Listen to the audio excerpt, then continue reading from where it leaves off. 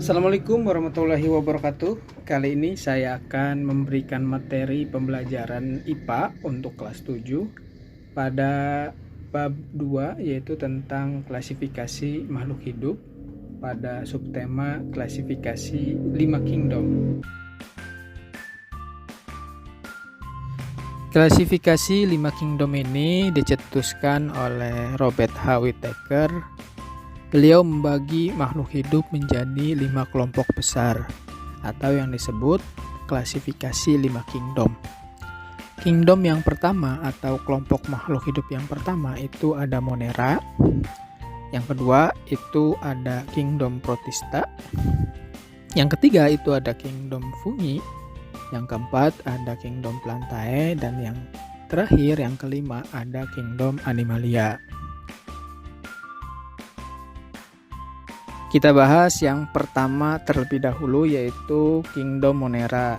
Kingdom Monera ini anggota kelompoknya itu ada bakteri dan juga cyanobacter. Ciri-ciri dari Kingdom Monera ini, yang pertama dia uniseluler. Artinya dia hanya memiliki satu sel saja. Sel itu apa sih? Sel itu adalah unit struktural pada makhluk hidup yang paling kecil ya. Jadi makhluk hidup itu tubuhnya terdiri dari sel. Pada manusia, banyak sel yang membentuk tubuh manusia itu sendiri. Mulai dari ujung rambut sampai ujung kaki, itu tubuhnya terdiri atau terbentuk dari sel-sel yang saling berhubungan. Ciri selanjutnya yaitu dia prokariotik. Ini merujuk pada jenis selnya. Jadi ada 2 jenis sel. Yang pertama itu ada sel prokariotik dan yang kedua ada sel eukariotik. Yang membedakan antara keduanya yaitu ada tidaknya membran inti ya. Jadi di dalam inti sel yang Bapak buletin itu terdapat yang namanya kromosom. Nah, si kromosom ini pada sel eukariotik dia diselubungi oleh membran inti ya. Sedangkan pada eukariotik isian dari selnya, kromosomnya yang warna ungu ini, itu dia tidak diselubungi oleh membran inti.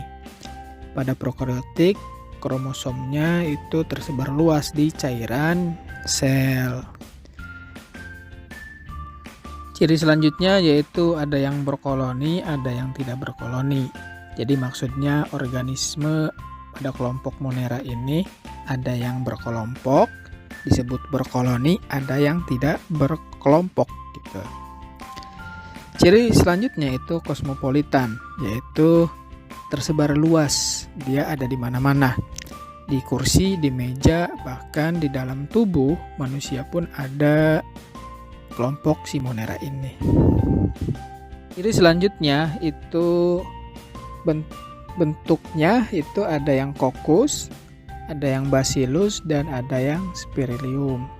Untuk yang kokus ini dia bentuknya bulat, bacillus silindris atau batang, spirillum dia spiral seperti benang. Nah, di sini ada diplococcus. Diplococcus ini untuk yang berkoloni 2 organisme ya. Sedangkan yang berkoloni 5 organisme itu disebut streptococcus. Yang berkoloni 7 organisme itu disebut staphylococcus ya, untuk yang berbentuk bulat atau kokus. Yang bacillus ini yang berkoloni 2 organisme disebut diplobacillus, sedangkan yang 3 organisme yang berkoloni itu disebut streptobacillus. Dan untuk yang spirillum yang berbentuk spiral yang berkoloni 2 organisme itu disebut spirochete.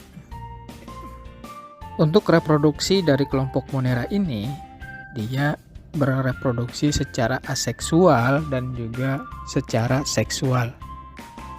Untuk reproduksi secara aseksual ini dengan melakukan pembelahan biner.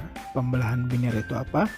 Yaitu kemampuan si kelompok Monera ini untuk mereplikasi dirinya sendiri sehingga semula dari satu organisme menjadi dua organisme. Untuk reproduksi secara seksual itu dengan cara konjungsi. Konjungsi ini merupakan transfer materi genetik antara bakteri A dan juga bakteri B. Bakteri A merupakan bakteri yang mendonorkan materi genetiknya kepada bakteri resipien. Sehingga si bakteri resipien yang menerima materi genetik dari bakteri A, Bapak sebut bakteri A ya yang ini, dan yang sebelah kanan disebut bakteri B. Setelah terjadi transfer materi genetik, maka bakteri yang mendapatkan donor dari bakteri A itu akan memiliki sifat yang sama dengan bakteri A. Perbedaan reproduksi pembelahan biner dengan reproduksi konjungsi. Kalau pembelahan biner itu dia menghasilkan keturunan atau anakan yang baru, sedangkan reproduksi secara konjungsi itu tidak menghasilkan anakan atau organisme yang baru. Jadi hanya perubahan sifat saja ya, perubahan yang dimiliki oleh si bakteri yang mendapatkan donor. Kelompok dari Monera ini terdiri dari bakteri dan juga cyanobacter atau alga hijau biru ya. Contoh dari bakteri ada Mycobacterium tuberculosis. Bakteri ini dia tinggal di paru-paru manusia. Dia dapat menyebabkan penyakit TBC ya. Penyakit yang batuk menahun. Sehingga perlu penanganan yang intensif agar bisa sembuh dari penyakit TBC ini. Selanjutnya itu ada Escherichia coli. Escherichia coli dia hidup di usus besar manusia. Nah, bakteri ini dia berperan dalam membantu memproduksi pembentukan vitamin K melalui proses pembusukan sisa makanan. Jadi Escherichia coli ini adalah bakteri yang baik ya. Sedangkan tadi Mycobacterium tuberculosis itu disebut bakteri parasit. Contoh selanjutnya itu ada Clostridium tetani. Nah, Clostridium tetani ini dia hidup pada benda yang berkarat sehingga dapat menyebabkan penyakit tetanus. Ini biasanya ada di paku ya. Di paku yang berkarat, kalau kita kecocok paku yang berkarat itu kita harus segera diberikan antiseptik agar tidak menyebabkan penyakit tetanus. Selanjutnya itu ada Salmonella typhosa. Nah, Salmonella typhosa ini dia hidup pada makanan basi dan juga makanan yang kotor atau makanan yang tidak steril, sehingga dapat menyebabkan penyakit tipes ya. Penyakit tipes ini penyakit demam. Dia kalau tidak ditangani secara serius akan bisa menyebabkan kematian.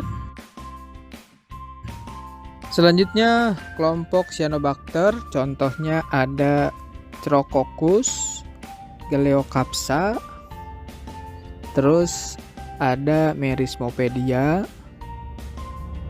ada Oscillatoria, terus ada Eleotrichia, dan yang terakhir ada Tolipotrik.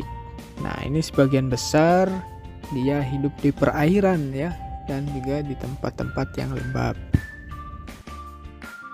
Sekian pembahasan dari saya, kurang lebihnya mohon maaf. Wassalamualaikum warahmatullahi wabarakatuh.